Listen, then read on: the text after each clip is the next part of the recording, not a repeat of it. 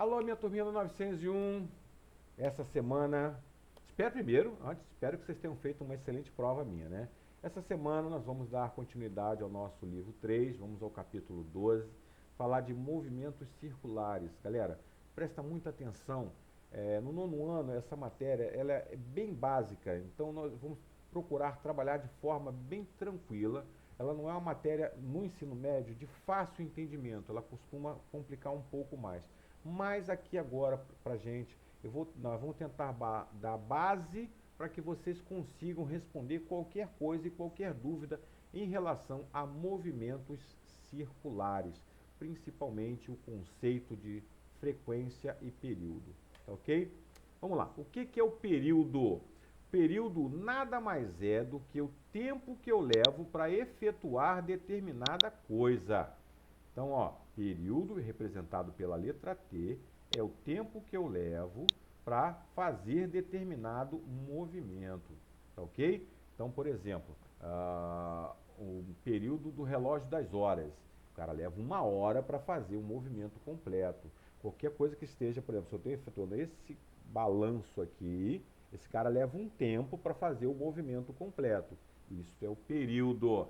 A frequência F é a quantidade de vezes que eu faço esse movimento num determinado tempo. Então, ó, período é a quantidade de tempo que eu levo para fazer um único movimento. Eu levo 2 segundos para fazer esse movimento. Agora, frequência. Quantas vezes eu faço esse movimento em 1 minuto, por exemplo?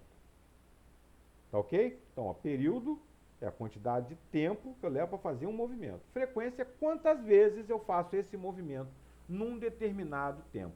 Só que aí, na frequência, nós trabalhamos com 2 caras, que é a questão de ciclos, tá? Que são por segundo, ciclos por segundos, que é denominado Hertz. Então, quando você fala assim, a frequência é de 60 Hz, ele está dizendo que é uma frequência de 60 vezes por segundo, tá? Mas também eu tenho em minuto, que é o famoso RPM, tá ok? Então aqui, ó, eu tenho RPM, que é por minuto. Então, se eu quiser transformar Hertz para minuto, eu multiplico por 60. Se eu quiser transformar RPM para Hertz, eu divido por 60. A relação entre período e frequência, como eles são inversos, então o seu produto sempre tem que dar 1. Guardem isso, ó. Frequência vezes período é igual a 1. E a partir daí eu tiro as relações.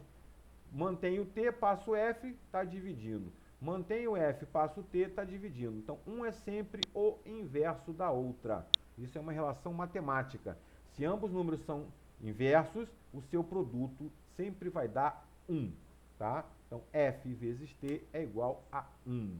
Então, um exemplo aqui do livro de vocês, um pêndulo de um relógio Cuco executa 10 oscilações completas em 5 segundos. O período e a frequência são. Então, se eu tenho 5 segundos, esse cara faz 10. Então, o meu período é meio segundo.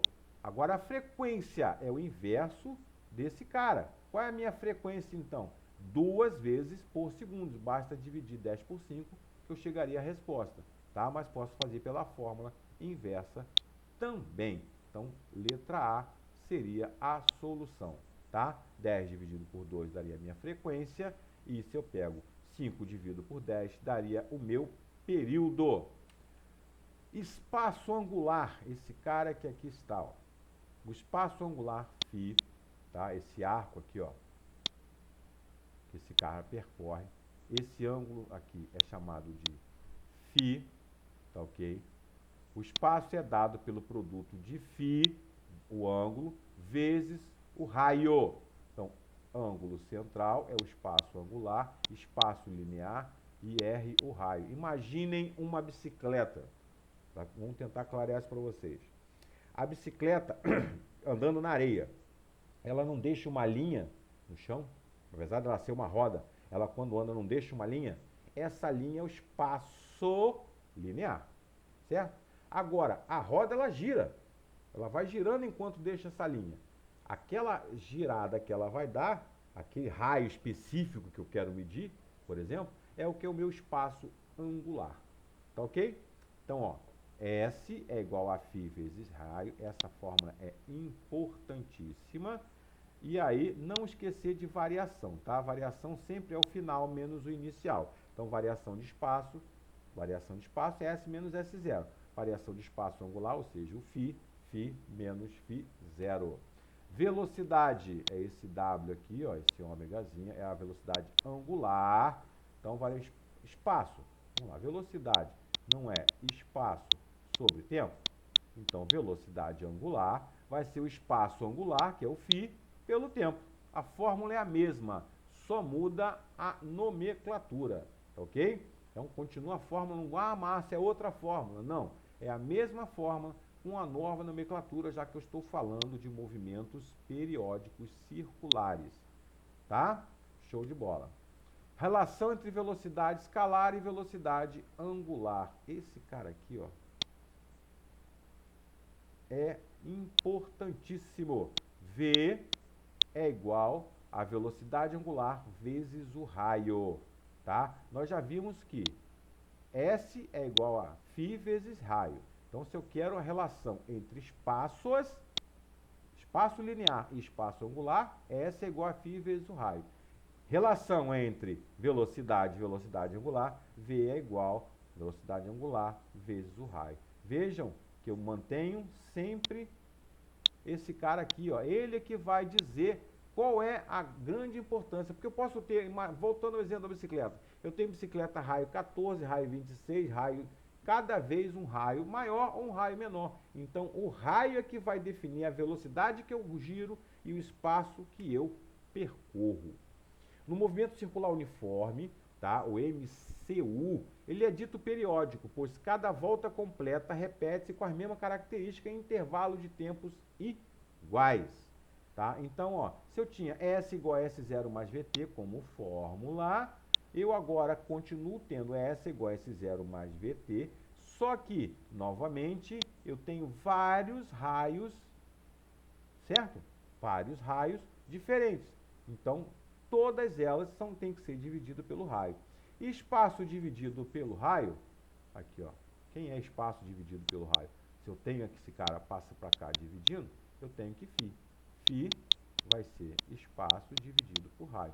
Assim como, se eu passo esse cara para cá, W é igual a velocidade dividido por raio. Certo? Então, ó, se eu tenho S dividido por R, vai dar φ. S0 dividido por R vai dar φ0. V dividido por R vai dar W. Então, eu tenho que φ é igual a φ0 mais VT. A fórmula não muda nada. Só vai mudar que, em vez de linear, esse cara passa a ser angular. E essa fórmula que eu tenho lá no livro de vocês, fundamental, tá? Fundamental. Que diz que W é igual a 2πf ou 2πt. Ah, por que π dividido por t? Porque f, voltando, eu posso substituir por 1 dividido pelo período, já que eles são inversamente proporcionais, certo? Então, a fórmula é a mesma, só que às vezes eu posso ter dividido por t ou vezes o f. É a mesma coisa, tá? Então, W é igual a 2πf ou 2π dividido por t. Aceleração centrípeta. Aceleração centrípeta é aquela aceleração que tende a te jogar para dentro da curva, tá? Tem aquela que tenta te jogar para fora, é aquela que tenta te jogar para dentro. Então, ela é sempre perpendicular à trajetória e dirigida para o centro da circunferência. Esse cara é calculado pela V ao quadrado dividido por R, certo? Então, V ao quadrado dividido por R, esse cara também, a aceleração centrípeta em função da velocidade angular é V ao quadrado vezes o R. Tá ok? Show de bola? Então, ó, na linear, V ao quadrado dividido por R, na angular é V ao quadrado vezes o R, onde V é velocidade angular e R é o raio. Aqui sim temos uma diferença na maneira de calcular a aceleração. Aqui eu estou dividindo e aqui eu tenho que multiplicar, certo? Tranquilaço, né? Espero ter podido ajudá-lo. Ah, só para finalizar, Márcio, mas por que que esse cara veio aqui? Porque a gente sabe que V, lá na nossa relação, vale quem? WR. Então, se V vale WR, esse cara vai valer, esse V aqui vai valer W ao quadrado vezes R ao quadrado, certo? E aí R eu tenho embaixo. Quando eu cancelo esse aqui com esse, fica W ao quadrado R, tá? Nada mais do que isso. É simplesmente substituir esse cara, que a gente já viu que V é velocidade angular vezes o raio. Então, se eu levo esse cara ao quadrado, esses dois também têm que ir ao quadrado. Show de bola? Ó, tranquilar essa matéria, né? Espero ter podido ajudá-lo. Faça os exercícios, qualquer dúvida, manda para mim que a gente tenta solucionar para vocês, tá? Beijão, até a próxima.